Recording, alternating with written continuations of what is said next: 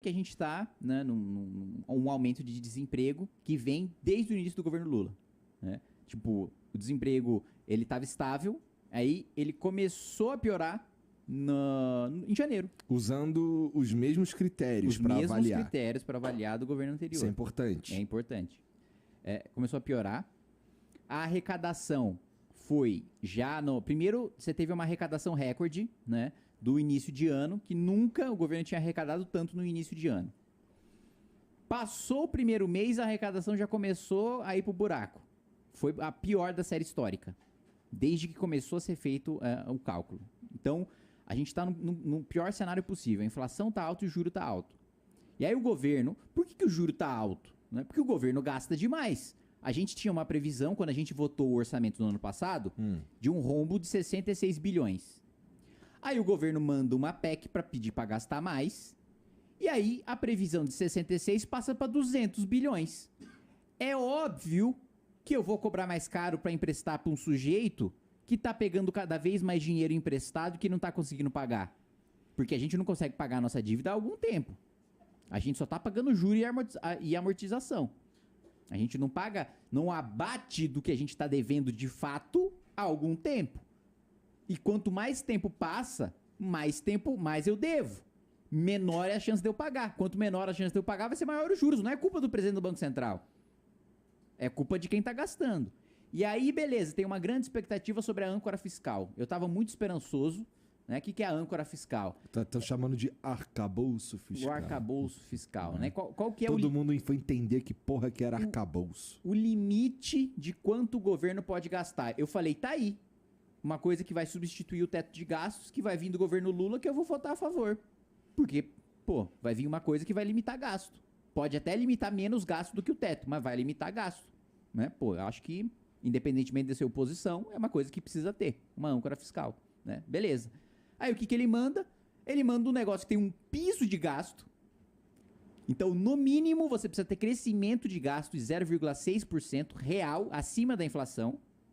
Quando antes você tinha o teto, que você não podia gastar até a inflação. Agora você precisa gastar no mínimo a inflação mais 0,6%.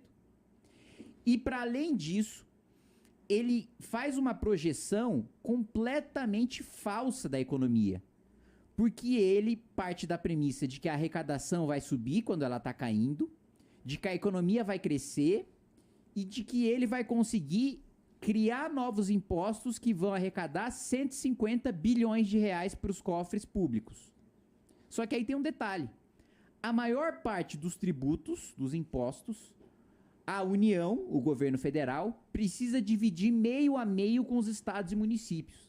Ou seja, para conseguir 150 bi a mais de arrecadação de imposto, ele precisa criar 300 bi de imposto. E o cenário que o Haddad está projetando é o seguinte: olha, a gente vai ter aumento de arrecadação porque a gente vai aumentar o imposto e a economia vai crescer. Só na cabeça dele. Aí ele ainda apresenta... E pior, ele não apresentou texto. Ele só apresentou um PowerPoint. Não tem o texto ainda, não tem a lei. A gente está discutindo em cima de um PowerPoint do Haddad que colocou 2.3 acima de 2.5. Na proporção mas o mercado recebeu até que bem essa porra, não foi? Recebeu porque o mercado esperava nada. É isso que eu escutei, né, do pessoal que trabalha com o mercado. Tipo, a gente não esperava nada. Veio alguma coisa, a gente já se animou. Tem uma coisa que não só o mercado tá assim, mas a imprensa, né? Tipo, tudo que o Lula faz pode ser a coisa mais simples possível. A galera, uau! Porque como a galera não esperava nada do governo PT, principalmente pelo que foi o governo Dilma II, tudo que o Lula faz, ou que ele projeta fazer, não tem nada, né? Então, é bizarro. Né? E tem outro ponto, né? Quando começar de fato, quando vier a lei para aumentar imposto e a gente souber onde é que ele vai aumentar esse... Porque assim, é um grande aumento de imposto, 300 bi. 300 bi, você vai ter que... Você não vai afetar um setor só, você vai afetar a população inteira. Você não consegue arrecadar 300 bi taxando só um setor. Tem que ser o povo inteiro pagando 300 bi. Na realidade orçamentária que a gente tem hoje. Ainda sobre o Fernando Haddad, eu e o Kim, há alguns meses, antes de eu assumir como deputado estadual, nós fizemos um requerimento ao Ministério da Fazenda para o Haddad finalmente explicar o que era aquela questão de moeda única, moeda comum com a Argentina. Porque eles ficavam, tipo, desde a campanha do Lula, não, vamos tentar ter uma moeda comum, vai ser assim, vai ser assado. Aí o Lula falava uma coisa, o Haddad falava outra coisa, a Gleice tweetava de outra coisa, nós fizemos um requerimento para Haddad, explica essa história. Tipo, não é nem que nós somos contra ou a favor, eu sou contra, particularmente. Agora, explica essa história. E eles já responderam? Acho Ainda que não. Tem porque, tipo, dúvida disso. é uma coisa que o Lula tem feito. Ele dá declarações, depois o Haddad dá outra declaração. Aí, como tem muito ministérios, os ministérios ficam batendo cabeça. Aí a Gleice vai lá e tuita. E no fim das contas, eles não mandam nada, ficam fazendo esse jogo de E narrativa. o próprio PT tá se matando. Eles estão descendo pau no Haddad. A Gleice está descendo pau publicamente no Haddad. O Lindbergh deu uma entrevista pra Folha agora falando que o arcabouço fiscal apresentado pelo Haddad é um pacto com o demônio. Eu me sinto inútil, porque, cara, eu não preciso fazer oposição com, com o governo dele. Fala, mano, o que eu tô fazendo aqui? O próprio PT tá falando que o ministro da Fazenda do PT, que foi o candidato a presidente deles, o candidato ao governo do estado deles, fez um pacto com o demônio. Não tem nada pior que eu possa falar. Assim, eu não consigo imaginar, assim, uma adjetivação pior, assim, pro arcabouço fiscal. Não precisa nem redigir um texto pra fazer discurso na Câmara, é só ficar lendo o tweet da Gleice, né? Eu preciso dar uma estudada no que foi proposto nesse arcabouço fiscal aí, nesse PowerPoint. A palavra arcabouço fiscal é muito Porra, feia. meu irmão, os caras O meteram arcabouço essa. fiscal de Fernando Haddad. Tipo, Parece algo muito foda, sim. né? Parece que foi feito pelo Milton Friedman. É muito lambisaco do velhinho. Mas, porque assim, eu ouvindo o que você tá falando aí, parece ruim. Especialmente a parte de criar um novo imposto que vai doer. Vai doer. Não tem a chance de não doer. Sim. Né? Porra, E vamos dizer, o Kim, que tudo que ele espera que aconteça mesmo. Aí funciona. Aí funciona. Aí a gente chega na meta dele, que é ter superávit, que é começar a pagar dívida. Mas isso não é sinônimo do Brasil tá indo bem.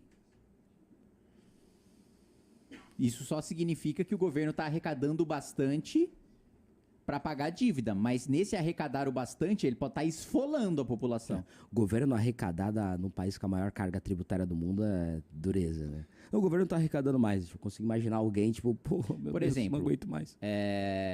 O problema, na época o do problema não é, na minha opinião, tá? Posso estar falando merda também. Mas vamos lá. O problema não é que a gente paga imposto pra caralho. É que assim, eu não sei onde tá esse imposto. Tá ligado? Sabe? É isso. Sei. É isso. Você Mas paga, que eu tô dizendo você assim, paga Tá muito e não naquela tem retorno. BMW do Arthur Lira, você Mas, sabe. porra, que mas tá indo assim, pra lá. mas assim, o que eu quero dizer é que assim, a gente paga imposto pra caralho. Mas como não retorna nada, a gente meio que não vê, tá ligado? A gente meio que fica, caralho.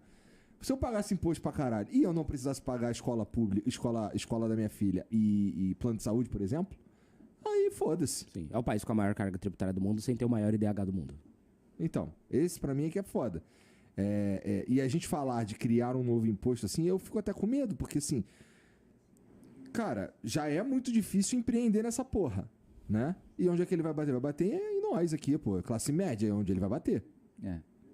Isso sem falar já, Ministério do Trabalho vai querer rever a legislação trabalhista. Vou ver se eu consigo conversar com ele pra entender essa porra aí melhor. Porque eu acho que quando ele tá falando quando fala com jornalista lá, os caras fazem umas perguntas muito quadradas. Muito quadrado. Então senta aqui, troca ideia comigo. Ministro Fernando Haddad, Troca uma ideia sobre o comigo novo aqui de arcabouço 2 horas fiscal. e meia. Vamos. Nossa, coitado. Não, mas ó, eu vou defender o Haddad nesse ponto, porque eu acredito que ele seja um cara, assim, ele tem uma razão pra estar fazendo isso, eu acredito. Porque eu não acho que ele é burro, tá ligado? Ele deve ter... Eu acho que economicamente ele não tem a menor noção do que ele tá falando, do que ele tá fazendo. Burro não, incompetente com certeza. Não, na economia ele não tem a menor noção do que ele tá fazendo. Não tem a menor noção do que ele tá fazendo. Eu lembro que, tipo, na época Você da... não tá reduzindo demais também o que ele tá propondo, não, Kim? Ou você tá falando literalmente o que ele tá propondo? Não, bom, literalmente o que ele está propondo? Aumento de arrecadação, gasto mínimo de 0,6% real acima da inflação, gasto máximo 2,5% real acima da inflação.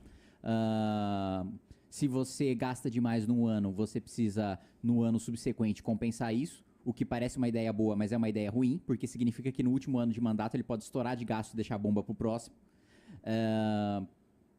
A gente não sabe se esse limite de gasto vai se aplicar um teto geral que é só para o executivo, ou se vai ser igual ao teto de gastos, que é para o legislativo, que é para o judiciário também, o que é ruim, porque se for um teto geral, o que vai acontecer? O judiciário e o legislativo vão aumentar salário, vão pressionar o executivo para aumentar salário também, e os 2,5% de gasto real vai ser aumento de salário, não vai ser investimento, que é infraestrutura, que é coisa que dá retorno no longo prazo. Então, eu não estou falando as coisas baseado na minha cabeça. Eu estou falando primeiro da proposta que ele apresentou no PowerPoint, que deixa dúvidas, porque é um PowerPoint, não é uma proposta. Depois, das pessoas que eu respeito muito, que têm publicado, que têm falado sobre o assunto. Né? O Marcos Lisboa, o Marcos Mendes, né? Principalmente os professores do INSPER, que eu escuto muito, porque acho que são caras que entendem muito de economia de Brasil, especialmente, por exemplo, o Marcos Mendes é o maior especialista em finanças de estados do Brasil. É o cara que tem mais trabalhos acadêmicos precisos sobre finanças de estados do Brasil. Marcos Mendes? Marcos Mendes, professor do INSPER. Vou dar uma olhada. A Zeina Latif, que foi economista da XP, que também é brilhante, também tem o prazer de poder, o privilégio de poder escutar análises dela. Então, é de gente muito qualificada e de gente do próprio mercado que fala o que eu te falei. Olha, a gente não estava esperando nada. Veio alguma coisa pra gente, porque o mercado tem uma teoria, né, que é... Você assistiu Alice in Borderland? Não. Não, porque essa teoria é aplicada em um dos jogos de Alice in Borderland. Você deveria assistir, ou você deveria ler até, que é melhor do que assistir. É um mangá. Mas tem a série no Netflix também. Que é o concurso de beleza de Keynes, que representa o mercado de ações. Qual que é a teoria do concurso de beleza de Keynes? Keynes, ele é um cara que ele era um ótimo operador de ações. Ele sabia muito como ganhar grana no mercado de ações, né? E a tese dele era muito simples, né? Claro que para você manjar no caso concreto é mais difícil do que isso, mas a tese é simples. Na época do Keynes, tinha um concurso de beleza que era o jornal, né? E um monte de mulher que você votava lá em qual você acha que é a mais bonita, né? E que vai ganhar o prêmio de mais bonita, e se você acertar qual é a mais bonita, você ganha um prêmio também, né? A mulher ganha um prêmio e você ganha um prêmio também, beleza. Aí o que o Keynes dizia? Nesse concurso de beleza, eu não vou votar na que eu acho bonita. Eu vou votar na que eu acho que os outros acham que é bonita. E assim é o mercado de ações. Eu posso achar que uma empresa é maravilhosa, tá bem estruturada, tem um bom produto, etc e tal. Como é que eu ganho no mercado de ações? É investindo nela? Não. É investindo naquela que eu acho que o resto do mercado de ações acha que vai crescer. Porque aí eu saio, eu vendo quando estiver no topo, saio, e aí vou para a próxima, aí eu analiso qual que é a próxima onda. Mas não significa que a empresa vai bem, que ela está bem estruturada, etc. Não, só vou na onda. Isso o mercado. Não significa que as contas públicas estão bem estruturadas porque deu uma melhoradinha no mercado. Não, significa que a onda, a massa, acha que vai no sentido melhor do que não ter nada. Entendi.